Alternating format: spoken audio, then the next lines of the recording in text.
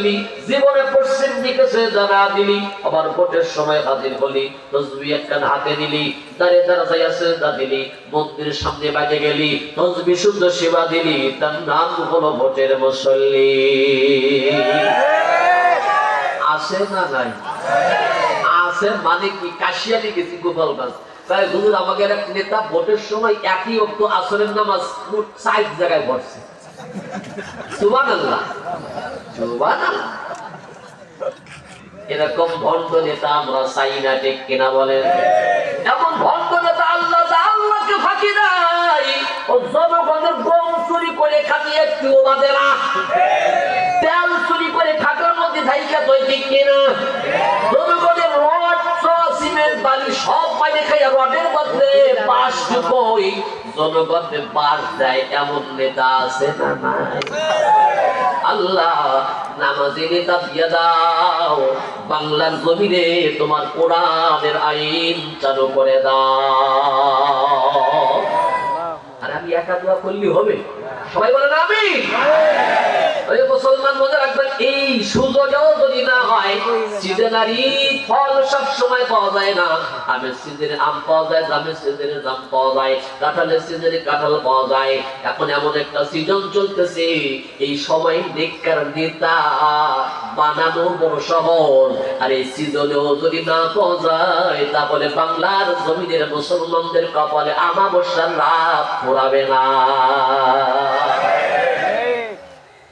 এজন্য স্লোগান হবে একটা আলেম ওলামা যেখানে আলেম নাই যেখানে লিল্লাহি তাকবীর আল কোরআনের আলো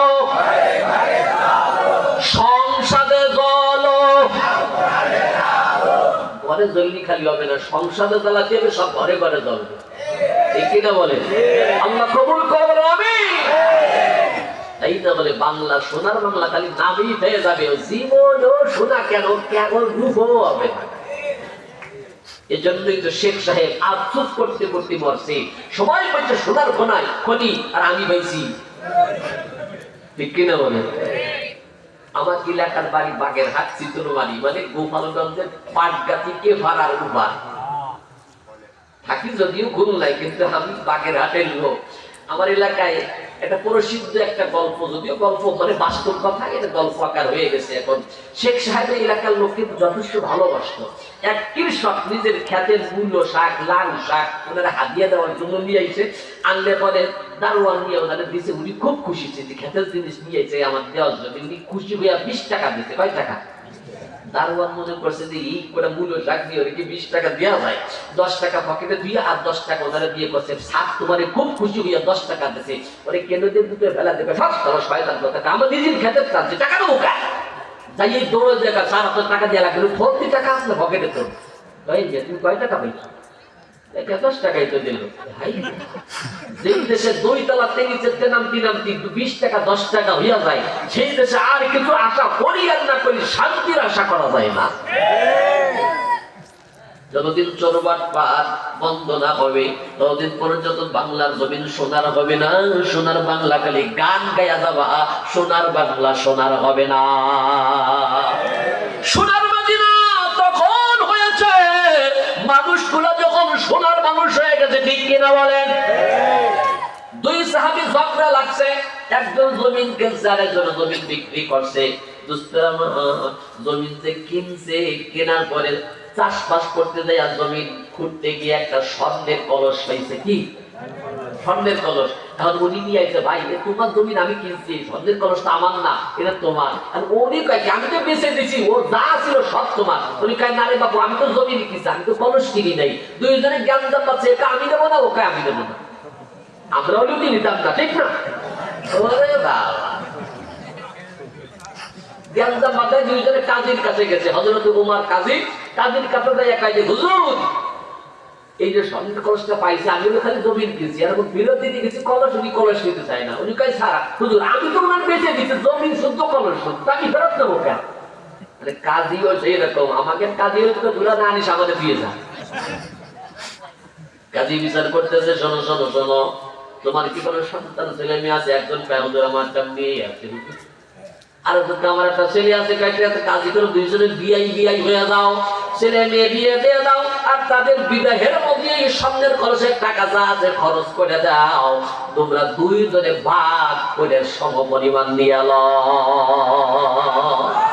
সোনার মদিনা তখন হয়েছে মানুষগুলা যখন সোনার মানুষ হয়েছে, ঠিক কিনা বলেন? সোনার বাংলা তখন হবে বাংলার জমিনে যখন মানুষ সোনার মানুষ হয়ে যাবে। বাবা 5 টাকা লোক সামলাতে পারে না। মরহুম চরমনার পিছিয়ে আমাদের ফজলুল করিম রাহমাতুল্লাহ আলাইহি একটা কথা বলতে আমার পুরো দিলে লাগছে। কাজে তুমি চেক করবা তোমার ইমানের দাম কত। রাস্তায় যদি তুমি 1000 টাকা নোট পাও আর যদি দেইকে লোভ হয়, মনে করবা তোমার ইমানের দাম 1000। যদি 500 টাকা পেয়ে যদি লোভ হয় সামলাতে না পারো, মনে করবা তোমার ইমানের দাম 500 টাকা। যদি 100 টাকা দেইকে লোভ হয়, মনে করবা তোমার ইমানের দাম 100 টাকা। যদি 50 টাকা দেইকে লোভ হয়, মনে করবা তোমার ইমানের দাম 50। যদি 20 টাকা দেইকে লোভ হয়, মনে করবা ইমানের দাম 20। যদি 10 টাকা দেইকে লোভ হয়, তোমার মনে করবা ইমানের দাম 10 টাকা। যদি 5 টাকা দেইকে লোভ হয়, তাহলে মনে করবা তোমার ইমানের দাম মাত্র 5 টাকা। আমাদের অবস্থা এমন আছে, কিছু কিছু আছে কম পাইলে দিতে চায় না, এদিক সেদিক তাকায়। আর ইমাম সাহেবের খোঁজে, হুজুর 5 টাকা পাইতে হুজুর মসজিদে দিয়ে দেন, হুজুর 50 টাকা পালি সেদিকে যদি কানে আড়ে আড়ে তাকায়, বিসমিল্লাহির রহমানির রহিম, বেশি মান ছাড়ে না। এরকম কিছু নেককার ইমানদার আছে কিনা? ইমান ধরে রাখতে হবে ভাই। আল্লাহর কোরআনে আল্লাহ পাক বলেন, উলাইকাল্লাযীনা কাফারু বিআয়াতি রাব্বিহিম ওয়া লিকাইহি ফাহাবিতাত আ'মালুহুম ফালা তুকিমু লাহুম ইয়াওমাল কিয়ামাতি ওয়াজনা। আল্লাহ পাক বলেন, কোরআনে একটা আয়াত যদি কেউ অস্বীকার করে, ঈমান ক্যান্সেল হয়ে যাবে। ওইটা বলতেছিলাম মহিলাদের কাজ করতে হবে কয়টা, এটা বলবো নাকি একটু? কয়টা? 1 নম্বরে নামাজ, 1 নম্বরে কি? নামাজ, 2 নম্বর রোজা, 3 নম্বরে পর্দা, 4 নম্বরে স্বামীর খেদমত। কার খেদমত? আমি মাঝে মাঝে বলি মহিলাদের সাথে নেকি কামাই করে বেটা মানুষ পারবেই না, কারণ মহিলাদের কাছে নেকির 4টা কারখানা আছে। সুবহানাল্লাহ। বিশেষ করে স্বামীর খেদমত, এটা এমন একটা কারখানা যেটা কোনো স্ত্রী ছাড়া কোনো পুরুষের কাছে নাই, আছে। একটা খেদমত যদি স্বামীর করে দেয়, তাহলে ওই স্ত্রীর সাথে এত নেকি একটা খেদমতের বিনিময়ে নেকি পাবে 7 ভরি স্বর্ণদান করার নেকি। কয় ভরি? 1 ভরির দাম 1.5 লাখ টাকা। একটা টুপি দিয়ে পাইছে কয় ভরি? এই জন্য মহিলাদের সাথে কি নেকি কামাই করে পারা যায়? 2টা জিনিসে পারা যায় না। একটা হল নেকি কামাই করে পারা যায় না, আরেকটা হলো ঝগড়া করিয়াও ওটাই ওটা ফার্স্ট। একটা টুপি দিয়েছে 7 ভরি নাকি, জামা দিয়ে 7 ভরি, লুঙ্গি দিয়ে 7 ভরি, পায়জামা দিয়ে 7 ভরি, পটকুলে দিয়ে 7 ভরি, তরকারি দিয়ে 7 ভরি, পানিয়া গায়ে দিয়ে 7 ভরি, বিছনা করে 7 ভরি, মশারি টানায় দিয়েছে 7 ভরি, পাও টিপে দিয়েছে 7 ভরি, মাথা মেসেজ করে দিয়েছে 7 ভরি। নাকি কামাই করে তাদের সাথে কি আমরা পারি? জোরে বলেন পারি? ঝগড়া করি কি পারি? এজন্য বাবনদেরকে বলে, মা জবান কন্ট্রোল করো, স্বামীর খেদমত করো, পর্দাটা ঠিক মতো করো, নামাজটা ছাইরো না। রমজানের রোজা আসলে পরে রমজান রোজাটা ছাইরো না, জান্নাত তোমার ঠিকানা, আমার রহমতের নবীর ঘোষণা। বলতেছিলাম একটা বিধান অস্বীকার করা যাবে না। দুস্তের আমার আল্লামা জালালউদ্দিন সুয়ুতি রাহমাতুল্লাহি আলাইহি তার কিতাব শরহ সদর ফি আহওয়ালিল মাউতা ওয়াল কবর, এই কিতাবের মধ্যে একটা ছোট্ট একটা চুটকি ঘটনা এনেছেন, আপনাদেরকে একটু শোনাই। একটা বিধান অস্বীকার করলে কেমনে ঈমান নষ্ট হয়ে যায়। আল্লাহ পাকের এক খাস বান্দা, মদিনা শরীফের আলেম, যোগ্য আলেম ব্যক্তি মারা গেছে, তার কবরটা এমন জায়গায় কবর হয়েছে যেই জায়গায় যদি ঈমানের সাথে দাফন হয়, তার কিয়ামত পর্যন্ত দুস্তের আমার কবরে আযাব মাফ হয়ে যায়। যারা রাসূলের রওজা জিয়ারত করেছেন তারা দেখে থাকবেন আল্লাহ পাকের রাসূলের রওজার পাশে একটা কবরস্থান আছে, জান্নাতুল বাকি নামে কবরস্থান। আল্লাহ পাকের হাবিব বলেছে যদি কোনো ব্যক্তি জান্নাতুল বাকিতে দাফন হয়, ঈমান সহকারে দাফন হলে পরে কিয়ামত পর্যন্ত আল্লাহ পাকে আমার কবরের ওসিলা করে, মদিনার ওসিলা করে আল্লাহ পাক তার কবরে আযাব কিয়ামত পর্যন্ত মাফ করে দেয়। এমন একটা কবরস্থান তার দাফন। আবার আলেম ব্যক্তি মদিনা শরীফের আলেম, কোন কারণবশত তার কবরটাকে অনেকদিন পরে খনন করা হলো, দেখে হুজুরের কবরে হুজুর নাই। এবার হুজুর গেল কোন জায়গায়, একটা মহিলার লাশ দেখা যায়, মানুষজন হয়ে গেছে। আর এই মহিলা প্রত্যেকে আসলে একজনকে মহিলার তো আমি চিনি, কেমনে যেন বলে পাশের শহরে তার বাড়ি। আর এই মহিলা প্রত্যেকে আসলে হয়তো খ্রিস্টান মহিলা, বলে আজ খবর নিয়ে দেখো, তার আব্বা আম্মার কাছে খবর নিয়ে দেখো, মা বাবার কাছে খবর নিয়ে শোনা হলো তোমাদের মেয়ে কেমন ছিল। বলে জন্মসূত্রে যদিও খ্রিস্টান, কিন্তু মন মানসিকতা ছিল তার মুসলমান। মুসলমান ধর্মকে বড় ভালোবাসতো, হয়তো গোপনে গোপনে ইসলাম গ্রহণ করেছে, ঈমান এনে ফেলেছে। রাতের গভীরে কান্না করে আল্লাহর কাছে বলতে থাকতো, আল্লাহ মদিনায় যাইতে পারলাম না, তবে রওজা আতহারের পাশে কবরের ব্যবস্থা করে দিও রে মাওলা। আল্লাহ পাক তার দিলের কান্নাকে কবুল করেছে। মৃত্যুর পরে হলেও খ্রিস্টানের কফিন থেকে তার লাশটাকে আল্লাহ পাক ট্রান্সফার করে আনিছে, সুবহানাল্লাহ। আবার এমন এক কবরে, আলেমের কবরে তার লাশ। বলে এবার তোমাদের মেয়ের কফিনটা একটু খুলে দেখো, সেই জায়গায় তোমাদের মেয়ে আছে কিনা। খুলে দেখে মেয়ে ওখানে কেমনে থাকবে, সে তো মদিনায় চলে আসছে। আর ওই খ্রিস্টান মহিলার কবরে আলেমকে ট্রান্সফার করা হয়েছে, নাউজুবিল্লাহ বলে। এবার আলেমের স্ত্রীকে জিজ্ঞাসা করা হলো, তোমার হুজুর কেমন ছিল? বলে ভালো হুজুর, নামি দামি হুজুর, কিন্তু সমস্যা কি? বলে যে একটা সমস্যা ছিল, শীতের রাত্রে ঠান্ডার মধ্যে মাঝে মধ্যে যখন ফরজ গোসল হইতো তখন বলতো, এত কষ্ট কি করা যায় নাকি? এর থেকে খ্রিস্টান ধর্ম ভালো, ওদের ধর্মে গোসল করা লাগে না। নাউজুবিল্লাহ বলে। একটা ইসলামের বিধান অস্বীকার করে ফেলেছে, ঈমান ক্যান্সেল হয়ে গেছে। ঈমান না থাকার কারণে লাশটাকে ট্রান্সফার করে দিয়েছে কে? এ মুসলমানের জন্য আপনি নামাজ পড়তে পারেন না, গুনাহ হবে। নামাজ মানবেন না, ঈমান ক্যান্সেল হয়ে যাবে। রোজা রাখতে পারেন না, গুনাহ হবে। রোজা মানবেন না, ঈমান ক্যান্সেল হয়ে যাবে। পর্দা করতে পারে না, গুনাহ হয়। পর্দা মানবে না, ঈমান ক্যান্সেল হয়ে যায়। ঈমান যদি না থাকে আমল বাতিল হয়ে যায়। ফাহাবিতাত আ'মালুহুম ফালা নুকিমু লাহুম ইয়াওমাল কিয়ামাতি ওয়াজনা। আল্লাহ পাক বলেন তার আমলকে বরবাদ করে দেওয়া হবে। কিয়ামতের ময়দানে তার আমলকে ওজন করে দেখা হবে না, ওজন করে দেখা হবে না। এমন আমল পথ আমল আছে মোট 6টা। কয়টা? এক নম্বরে বলেছি ইসলামের কোন বিধান অস্বীকার করা যাবে নাম্বার 2 দ্বিতীয় নম্বর আল্লাহ পাক বলেন যালিকা জাযাউহুম জাহান্নামু বিমা কাফারু ওয়াত্তাখাযু আয়াতি ওয়া রুসুলি হুজুরা। কোরআনে কারীমের আমি যে আয়াত আপনাদের খেদমতে তেলাওয়াত করেছি সূরাতুল কাহফের 106 নম্বর আয়াত। এইটা আল্লাহ বলেন যালিকা জাযাউহুম জাহান্নামু বিমা কাফারু ওয়াত্তাখাযু আয়াতি ওয়া রুসুলি হুজুরা। ওলামা ইকরাম আছেন বুঝবেন, হুজুরা শব্দের অর্থ হলো ঠাট্টা করা, বিদ্রূপ করা, ছোট নজরে দেখা। যালিকা জাযাউহুম জাহান্নামু বিমা কাফারু, আর এই জাহান্নামে যাওয়ার কারণ তারা কুফরি করেছে।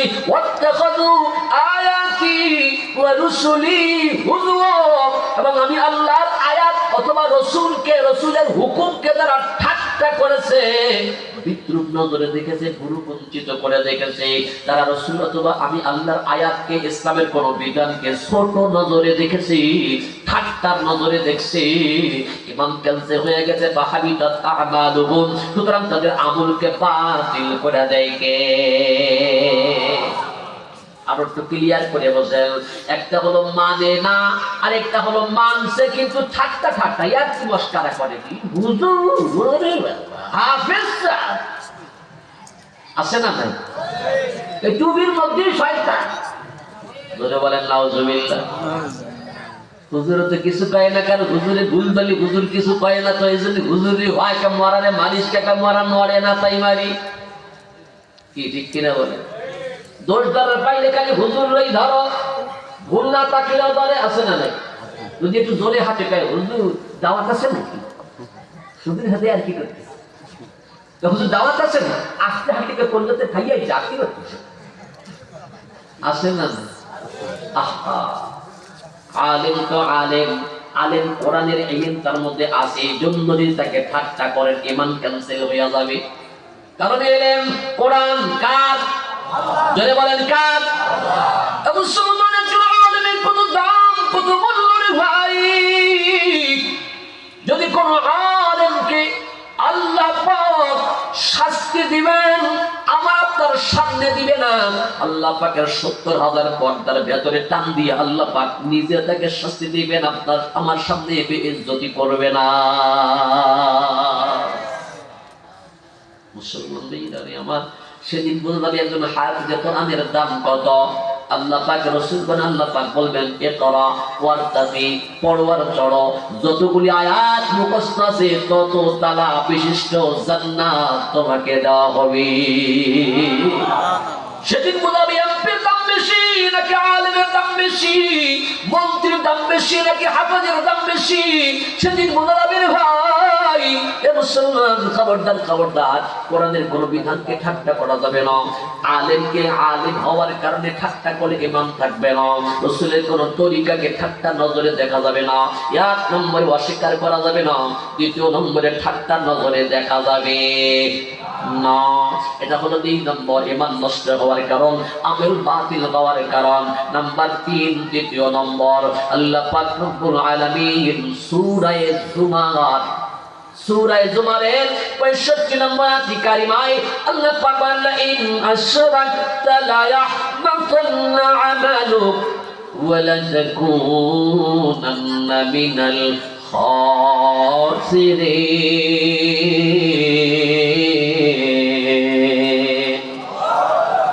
আজকে কমে গেছে না এখনো আছে? আলহামদুলিল্লাহ, তাহলে তো ৬টা বলা যাচ্ছে নাকি? তবে বাকিগুলো একটু সংক্ষেপ করে একটু কম্পোজ করে দেবো ইনশাআল্লাহ, প্রেসার কুকারে দেবো, তাড়াতাড়ি হয়ে যাবে ইনশাআল্লাহ, ঠিক না? কারণ ওয়াজ লম্বাও করা যায় আবার ছোটও করা যায়। ইউসুফ নবী গল্প আপনারা শুনছেন না? সত্য ঘটনা। অনেক সময় ওলামা একরাম ১ মাস ব্যাপী কোরআন তাফসীর করে, তারপরে সপ্তাহে সপ্তাহ কোরআনের আলোচনা করে। আর এখন আমি ৩ সেকেন্ডে ইউসুফ নবীর কিস্সা শেষ করে দিচ্ছি। আল্লাহ রাসূল, আল্লাহ নবী হযরতে ইউসুফ নবীর আব্বার নাম কি? ইয়াকুব আলাইহিস সালাম। উনি একজন বুড়ো মানুষ ছিল, ওনার একটা ছেলে ছিল, আর হারাই গেছে, খুঁজে পাইছে। বলে পীরে পুত পিছারে দাগ বংশুদ বাজায়া, এক বুড়ো ছিল একটা ছেলে ছিল, হারাই গেছে, খুঁজে পাইছে। ইউসুফ নবীর কিস্সা শেষ, সংক্ষেপ। এজন্য ওয়াজ সংক্ষেপও করা যায়, তবে বোঝানোর জন্য একটু লম্বা মাঝে মধ্যে পড়া লাগে, ঠিক কিনা বলেন? তবে ওদিকে আবার খিচুড়ি ঠান্ডা হয়ে গেলে বদ্ধ তো আমি বাকি নিতে পারবো না, এই জন্য বেশি সামনে কথা বলা যাবে না, একদম সংক্ষিপ্ত আকারে বাকিগুলি শেষ করে দেবো ইনশাআল্লাহ। বলেন ১ নম্বরে ইসলামের কোনো বিধান অস্বীকার করা যাবে না, ২ নম্বরে ঠাট্টা বিদ্রুপ করা যাবে না, নাম্বার ৩ সূরা জুমারের ৬৫ নম্বর আয়াতে কারিমা। এই আয়াতের মাঝামাঝি আয়াতে আল্লাহ পাক বলেন, ইন আশরাকতা লা ইয়াহবাতান্না আমালুক ওয়া লা তাকুনান্না মিনাল খাসিরিন। রাসূলকে আল্লাহ পাক বলতেছেন, লা ইন আশরাকতা, আপনি যদি শিরিক করেন, লা ইয়াহবাতান্না আমালুক, আল্লাহ পাক আপনার আমলকে বাতিল করে দিবে, ওয়া লা তাকুনান্না মিনাল খাসিরিন, আপনি ক্ষতিগ্রস্তদের অন্তর্ভুক্ত হয়ে যাবেন। রাসূলকে বলা হচ্ছে আপনি শিরিক করলে আপনার আমল বাতিল করে দিবেন কে? নবীজি শিরিক করবেন না, এটা আল্লাহও জানে, আমরাও জানি, তবে রাসূল শিরিক করবেন না, রাসূলকে কেন বলা হলো? রাসূলকে বইলে আল্লাহ উম্মতকে ধমকি দিল, তোমার রাসূল যদি শিরিক করে তোমার রাসূলের আমল বাতিল করে দিবেন আল্লাহ, সুতরাং তুমি তো আরো অনেক দূরের কথা। শিরিক করা যাবে? শিরিক বুঝেন তো? বুঝেন তো? অনেক সময় না বুঝে অনেকটা করি, বুঝে শুনে উম্মত বেশি একটা শিরিক করে না, না বুঝার কারণে করে, ঠিক কিনা বলেন? মাজারে মান্নত করা হারাম, মাজারে সিজদা করা কি শিরিক, কবিরা গুনাহ, কিন্তু সিজদা করা মানুষ আছে না নাই? অনেক মহিলারা মাহফুজা মাঝে মধ্যে যায় সিজদা করে। আমার বাড়ি বাগের, আমি তো ভালো জানি। আল্লাহ খান জাকানের রহমাতুল্লাহ আলাইহি মুস্তাজাবুদ দাওয়া ব্যক্তি ছিলেন, দোয়া কবুল হয়ে যাইত। তিনি চাইতেন কার কাছে? সিলেটের সুরমা নদীর কিনারায় গিয়া 2 রাকাত নামাজ পড়েছে, আল্লাহর কাছে হাত তুলেছে, আল্লাহ বাগের হাটে তোমার একটা ঘর বানাতে চাই। আল্লাহ কোনো যানবাহন নাই, গাড়ি ঘোড়া নাই, কি দিয়া এই পাথর গুলি দিয়ে বলে মালিক যাওয়ার কিছু নাই, কি তোমার কাছে কোনো কিছু মুখাপেক্ষী না তুমি? আল্লাহ তুমি ইচ্ছা করলে জানলে তেমনি পাঠাইতে পারো। আল্লাহ আমি চললাম, কেমনে পাঠাবা তুমি জানো। আল্লাহু আকবার। উনি চলে আইছে, আইসে দেখেন নদীতে পাথর সব বাস্তি বাস্তি এসে হাজির। কানস্কার কারে চাইছে, আর আমরা যে ওনার মাজারে চাই, একটা বেটা দে রে বাবা, একটা বেটা দে, 2টা বেটা দিলে বাবা, বেটা দেবে কে? জোরে কন্যা হুজুবিল্লাহ। মহিলারা দেখবেন মাজারে যাওয়ার খুব পটু, মরে যাচ্ছে মুরগি, মান্নত করে আল্লাহ মুরগি যদি পয়সা থাকে বাবার মাজারে ছাগল কুরবানি দিয়ে দেব। আছে না? মা মাজারে মান্নত করা হারাম, কবিরা গুনাহ। মান্নত করতে হলে একমাত্র আল্লাহর জন্য করতে হবে। গরিব মিসকিন ইয়াতীম অসহায়কে ময়তিমখানায় দান করতে হবে। মাজারে মান্নত করা হারাম, কবিরা গুনাহ করা যাবে না, মাজারে সিজদা করা যাবে না। এমন শিরকি কাম আছে অহরহ সমাজে আছে কিনা? এগুলি মহিলারা তৈরি করে। কিছু কিছু এলাকায় আছে জোড়া কলা খাওয়া যায় না, ঠিক আছে না? জোড়া কলা খালি কি হয়? জোড়া জোড়া সংসার। যে বিটির ছেলে হয় না তারে খাই যে দিদি কিরাম যার হয় না সে তো চাচ্ছে, তো জোড়া কলা খাই দেন, সমস্যা হবে? কে দেয়? ধরে বলেন কে দেয়? আমার যদি কলা কেনার দরকার হয় বাজারে গিয়ে জোড়া তালাশ করি, কারণ ও কেউ কিনতে চায় না, একটা কিলি আর একটা ফিরি দেয়। আমার কোন বস্তুর কোনো ক্ষমতা নাই, কোন বারের কোনো ক্ষমতা। অনেক এলাকা আছে মঙ্গলবারে না কি বারে যদি বাঁশ কাটা যায় না, কি বারে রাত, যেই বারে কোন বারের কোনো ক্ষমতা আছে? বৃষ্টিকাল আসতে পারে বিয়ে দেয় না, বৃষ্টির সময় বৃষ্টি পড়তেছে, আকাশ কাঁদতেছে, সারা জীবন মেয়েও কাঁদতে কাঁদতে যাবে। নাউজুবিল্লাহ। বিয়ের পরে ছেলে হয় না, মেয়ে হয় না, কোনো মতে একটা হয়েছে তাও মরে গেছে, পরে একটা কান ছিদ্র করে দিয়েছে, এটাও মরে যাবে না।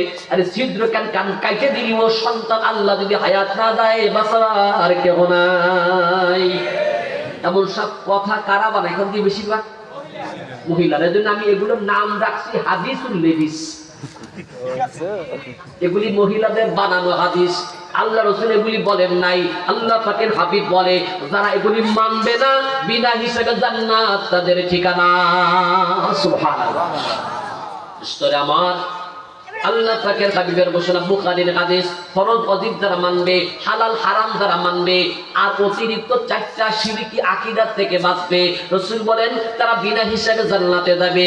লা ইয়াকতাবুন ওয়া লা ইয়াস্তারকুন ওয়া লা ইয়াতাতায়্যারুন ওয়া আলা রাব্বিহিম ইয়াতাওয়াক্কালুন। আল্লাহর হাবিব বলেন ফরজ ওয়াজিব মানার পরে, হালাল হারাম মানার পরে 4টা শিরকি আকীদা থেকে যারা নিজেকে সংযত রাখতে পারবে, বিনা হিসাবে জান্নাতে তারা হবে। ওই যে শুরুতে বলছিলাম বিনা হিসাবে কারা যাবে। এবার আপনার আমল বলি, এবার আপনি জোগাড় করে নেন। আল্লাহ পাকের হাবিব বলেন লা ইয়াকতাবুন, লোহা গরম করে শরীরে দাগ দিয়া এটা মনে করবে না যে আমার এই লোহায় আমার সুস্থ করে দিয়েছে, ঔষধ খাইয়া মনে করবে না ঔষধে আমার সুস্থ করে দিয়েছে, ডাক্তার আমারে ভালো করছে। ভালো করার মালিক কে? ডাক্তার যদি ভালো করতে পারতো তো ডাক্তার একটাও মরতো না। কি ভালো করার মালিক কে? এজন্য এটা মনে করা যাবে না ডাক্তার ভালো করছে, ঔষধে ভালো করছে। না না, ভালো করার মালিক আমার আল্লাহ। নাম্বার 2, ওয়ালা ইয়াস্তারকুন, তন্ত্র মন্ত্র কুফরি কালাম দিয়া জারফুক করা যাবে না। ওয়ালা ইয়াতাতায়্যারুন, সমাজে কুলক্ষণ যেগুলি আছে এগুলি মান্য করা যাবে না। ওয়ালা আলা রাব্বিহিম ইয়াতাওয়াক্কালুন, আর 4র্থ নম্বরে তাওয়াক্কুল করব একমাত্র কার উপরে? আল্লাহ রাসূল বলেন তিরমিজির হাদিস, লাউ আন্নাকুম কুনতুম তাওয়াক্কালুনা আলাল্লাহ হাক্কা তাওয়াক্কুলিহি লারাযাকাকুম কামা ইয়ারযুকুত তায়র তাগদু খিমাসাও ওয়া তারুহু বিতানা। রাসূল বলেন যদি সত্যিকারে তাওয়াক্কুল করতে পারো তাহলে পাখিকে যেমন আল্লাহ পাক রিজিক দান করে তোমাকেও তেমন রিজিকের ব্যবস্থা আল্লাহ পাক করে দিবে।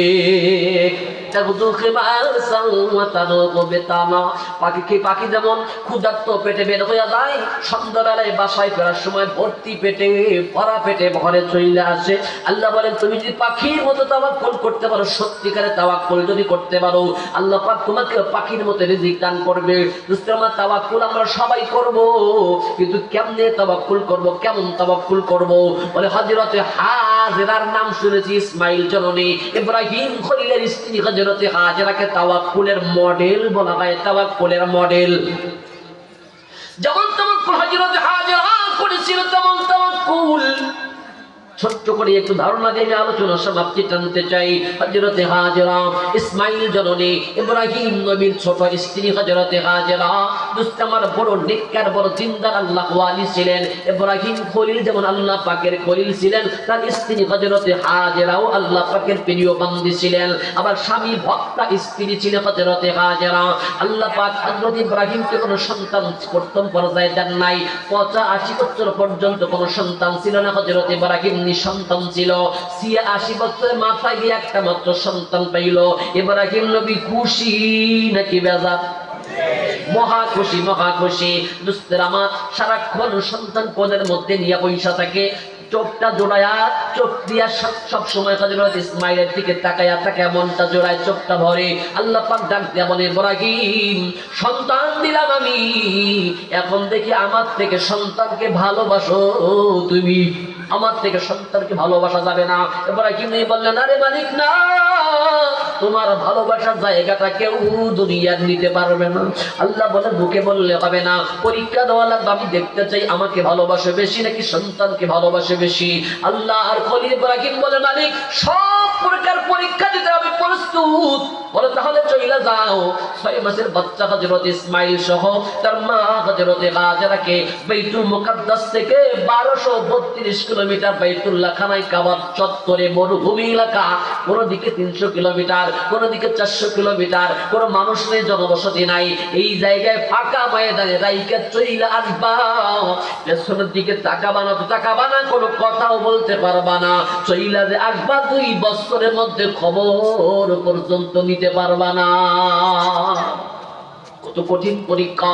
হযরতে ইব্রাহিম নবী হাজেরাকে বললেন চলো বিবি চলো। তিনিও কত দিনদার আল্লাহ ওয়ালি, কোন চুচিরা নাই, তিনিও ছোট্ট দুধের বাচ্চা 6 মাসের সন্তান নিয়ে রওনা করলেন। বাইতুল মুকাদ্দাসে থাকতেন 1232 কিলোমিটার দূরে দুধের বাচ্চা 6 মাসের সন্তান হযরতে হাজেরা বুকের মধ্যে নিয়ে রওনা করেছে। চলতে চলতে হযরত জিবরাইল রাহবার বাইতুল্লাহর খানায় চত্বরে খানায় কাবার চত্বরে পৌঁছাইয়া জিবরাইল বললেন ব্যাক করে চলে যান, পেছনের দিকে আর তাকায়ও দেখতে পারবেন না। কলিজার মধ্যে মা বাবার সন্তানের ভালোবাসা আছে না নাই? চোখের থেকে টপ টপ টপ টপ করে পানিগুলি পড়তেছে। পেছনের দিকে তাকায়া দেখেন না হযরত ইব্রাহিম তার নিষেধ করেছেন কে?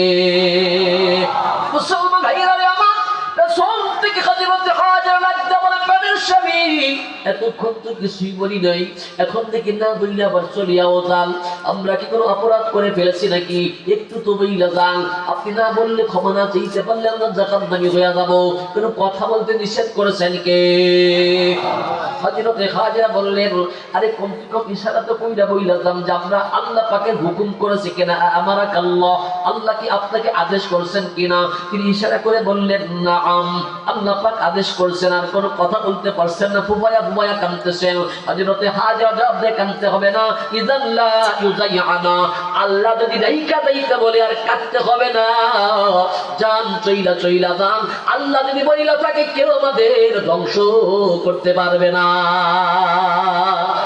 অত সহজ না, অত সহজ না। 300 কিলোমিটারের মধ্যে কোনো মানুষ নাই, কোনো জনবসতি বসতি নাই, খাবার দাবার কোনো কিছুই নাই। অল্প কয়েকটা খেজুর দিয়া এক মস্ক পানি দিয়ে ইব্রাহিম নবী চোখের পানি ফেলতে ফেলতে আবার রওনা করলেন মক্কা থেকে বাইতুল মুকাদ্দাসের পথ ধরিয়া। আমার একদিন, 2 দিন, 3 দিন হয়ে গেছে, খেজুর গুলা ফুরায় গেছে, পানি গুলা ফুরায় গেছে, শরীরের মধ্যে কম্পন সৃষ্টি শুরু হয়ে গেছে, কান্নার রোল শুরু হয়ে গেছে। মাও কান্দে, সন্তান কান্দে, কান্নার আওয়াজ আকাশ বাতাস ভারী হয়ে চলছে। হযরত ইসমাইল ছোট্ট দুধের বাচ্চা, মায়ের স্তনে দুধ নাই। মা যতই কঠিন দিলের হোক না কেন রে ভাই, সন্তানের কান্না মা সইতে পারে না। আর মা এক আলাদা ধাতু দিয়া তৈরি করেছেন কে? ও দেশের ভাই শোনো, তোমায় বলে গে যাই, মায়ের নাই তুলনা নাই। আছে মা তোমার বাইনা তুলনা, কোন মাটিতে তৈরি রে তুই মা, তোমার বাইনা তুলনা। আমি সারা জীবন ভরে কত কষ্ট দিলাম তোরে, অবুল খুকা বইলা তবু করলি রে ক্ষমা। ওগো মা তোমার হয় না তুলনা। হযরতে গাজীরা সন্তানের মায়ায় জড়ায় গেছে, কিন্তু তাওয়াক্কুল একমাত্র কার উপরে করেছে? খেজুর গুলা শেষ হয়ে গেছে, পানি গুলা ফুরায় গেছে, স্তনের দুধ এক বিন্দু আর নাই। জিহ্বাটা হযরত ইসমাইলের মুখের মধ্যে দিয়েছে, কিন্তু জিহ্বার মধ্যে এক বিন্দু লালাও নেই। হযরত ইসমাইল কাঁদতে কাঁদতে আওয়াজ করি স্বর বন্ধ হয়ে গেছে, জিহ্বাটা বের হয়ে কাট হয়ে গেছে। মা দক্ষিণে ছটপট দৌড়াদৌড়ি শুরু কইরা দিছে। একবার ছাপা একবার মারো, একবার ছাপা একবার মারো। দুস্তরে একবার ছাপা পাহাড়ের উপরে উইটা মারোয়ার দিকে তাকায়, পানি একটু পাওয়া যায় কিনা, আবার মারোয়ার পাহাড়ে উইটা ছাপার দিকে তাকায়, একটু পানি পাওয়া যায় কিনা। ও জায়গায় গেলে এই জায়গায় পানির মতো থই থই ফুদইতে মনে হয়, আসলে ভেজান পানি নাই, পানি নাই। সূর্যের কিরণ বালির পরে পড়লে পানির মতো মনে হয়। এটা মায়ের মন মানতেছে হয়তো ওখানে পানি পাওয়া যাবে। একবার ছাপায় দৌড়ায়, একবার মারোয়ায় দৌড়ায়, মারোয়ার থেকে ছাপা, মারোয়ার থেকে ছাপা, ছাপা থেকে মারোয়া, 7 বার দৌড়াইছে পানির সন্ধানে, নাই পানি নাই। দৌড়ানো বন্ধ করে নাই, 7 বার দৌড়াইয়া এবার মারোয়া পাহাড়ের চূড়া উঠে আবার হাত তুলে তাক দিয়ে আল্লাহরে কয়, আল্লাহ জানি মরুভূমির মধ্যে পানি নাই, আমি দিলটা মানে না তাই দৌড়াই। রে আল্লাহ, পানি দেওয়ার জন্য তো কেউ নাই তুমি ছাড়া, একবার তোমার পরে তাওয়াক্কুল করে স্বামীকে বিদায় জানিয়েছি। আল্লাহ, কিছু পানি দেওয়ার জন্য সাগর সমুদ্র দরকার হয় না, পাথর ফাটায়া পানি দেওয়ার মালিক তুমি আল্লাহ।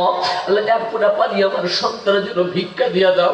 আল্লাহ, আমার সন্তান এক বিন্দু পানি হইলে বাইসা যায়।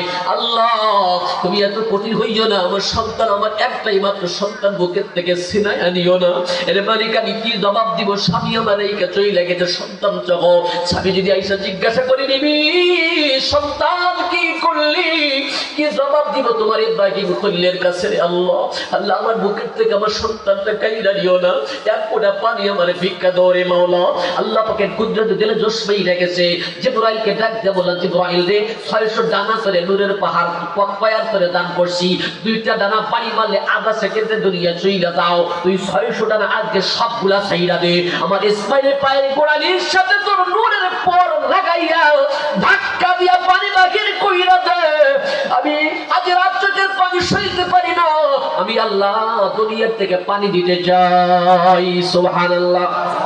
জিবরাইল চলে আসছে, হযরত ইসমাইলের পায়ের গোড়ালির সাথে পোড়াই লাগায় ধাক্কা দিয়া পানির ফোহারা বাইর করে দিছে। হযরত হাজেরা মনে মনে চিন্তা করছে, কলিজার টুকরা সন্তান বুঝিয়া নাই রে নাই। শেষবারের মতো একবার দেখার জন্য আইসা থেকে আল্লাহর কুদরত শুরু হয়ে গেছে। পানির প্রবাহমান ঝর্ণা শুরু হয়ে গেছে, উতলা উতলা পানি বের হইতেছে। পাশের থেকে পাথরগুলি আইলো, চতুর্পাশ থেকে বেশ করে লাগাইয়া বলতেছে, জাম জাম থাম থাম। জাম জাম বলছে, আল্লাহ পাকের নামটাও কবুল হয়ে গেছে, কূপের নাম হয়ে গেছে জমজম। সুবহানাল্লাহ।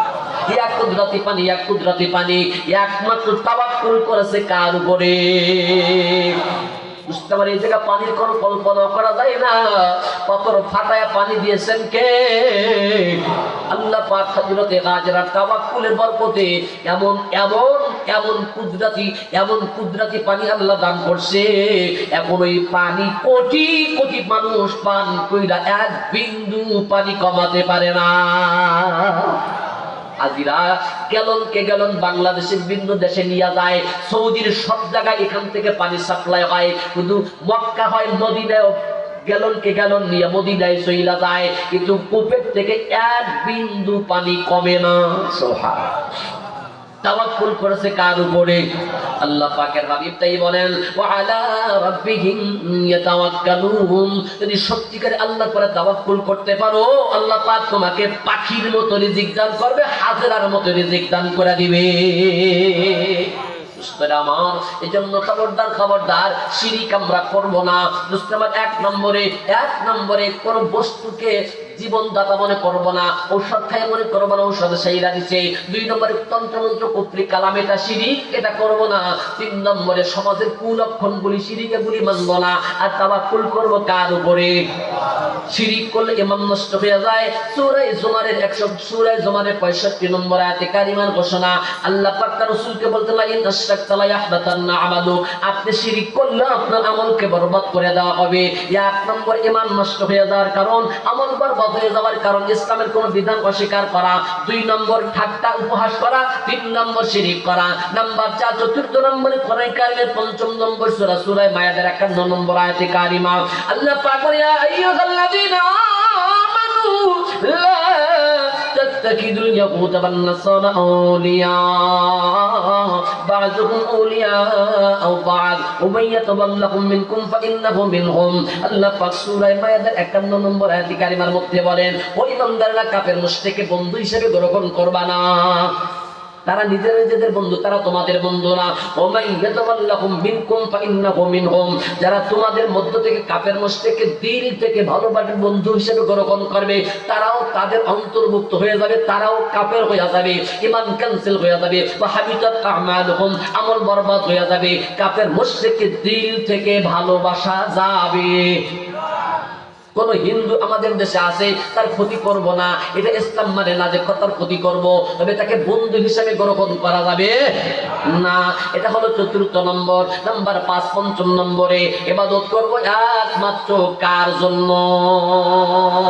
ইখলাস ছাড়া আমল কবুল হয় না, আমল বাতিল হয়ে যাবে।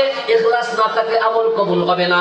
একমাত্র আল্লাহর জন্য ইবাদত করব, আমল কবুল হয়ে যাবে, তেইসরা কবুল হবে না। নাম্বার 6 নম্বরে রাসূলের তরিকা ছাড়া আমল কবুল হয় না। কথা কি বোঝা গেছে? 4 রাকাত নামাজ, মাঝে একটা বৈঠক আসে না নাই? এই বৈঠকে শুধুমাত্র কি পড়তে হয়? আত্তাহিয়াতু। এখন যদি কোন মুসল্লি মনে করে যে হুজুর কি আমার সাথে পড়িয়ে পারে, আমার কোনটা পড়া হয়ে গেছে, আমি তো দুরূদ শরীফ পড়িয়ে দিচ্ছি, হবে নামাজ? ইমাম পড়লি ইমামেরও হবে না নামাজ। কারণ এই জায়গায় 2-4 রাকাত নামাজের মাঝখানের বইটাকে দুরূদ শরীফ পড়ার সুন্নাত তরিকা রাসূলের নাই। রাসূলের তরিকা ছাড়া নামাজ পড়লেও নামাজ।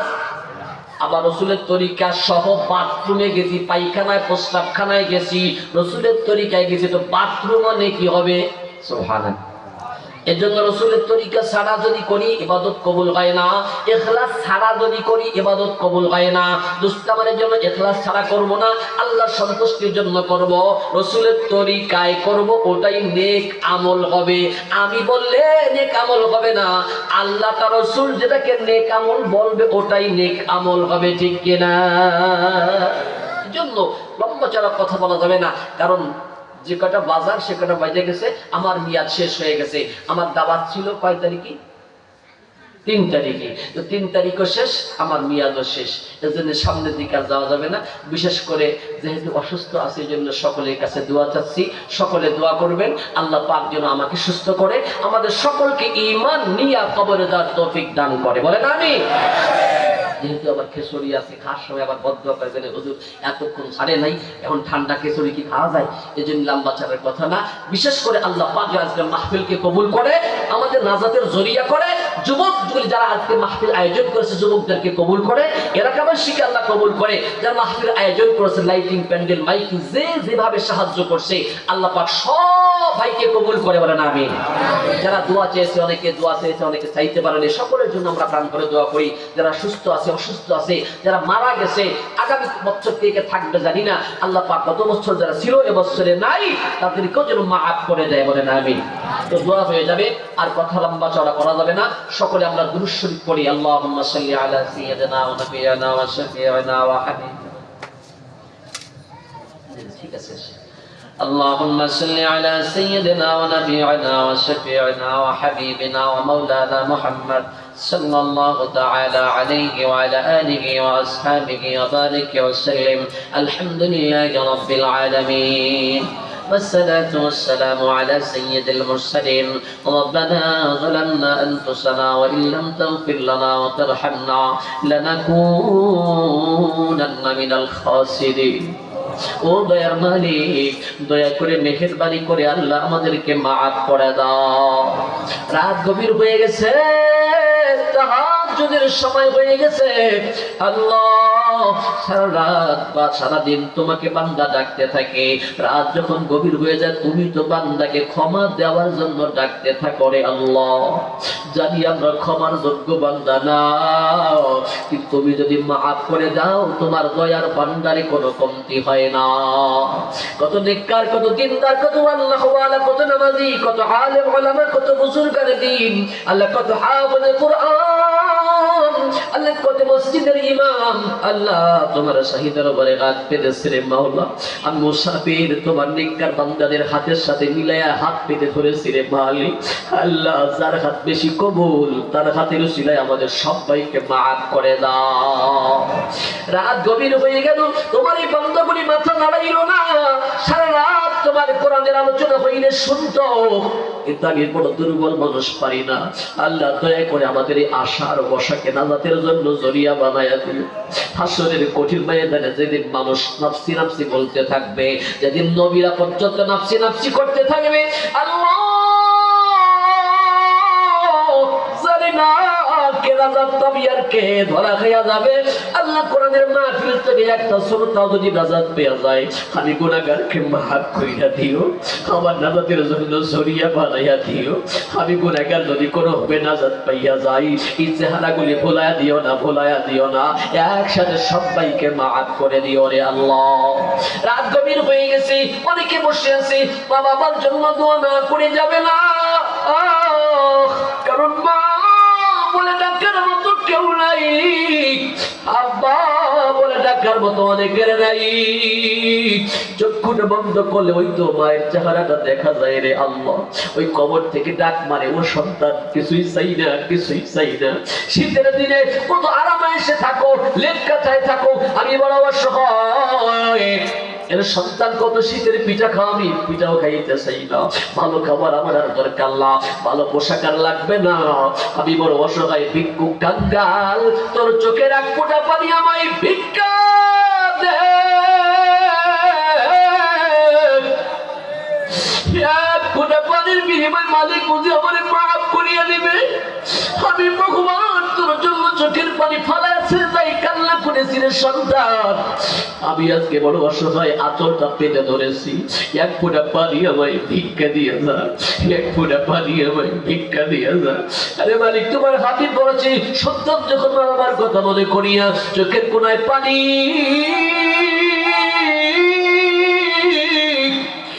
সাথে সাথে বাবার কবরে আজাব বন্ধ হইয়া যায়। জানি না রে মালিক, কার মা নাই, কার বুঝি বাবা নাই, কার বুঝি দাদা দাদি নাই, কার বুঝি তাদের বেবি নাই রে আল্লাহ। আল্লাহ কার বুঝি জোড়ার ভাই হারিয়েছে, কে বুঝি সন্তান নিজের হাতে কবরে রেখেছে।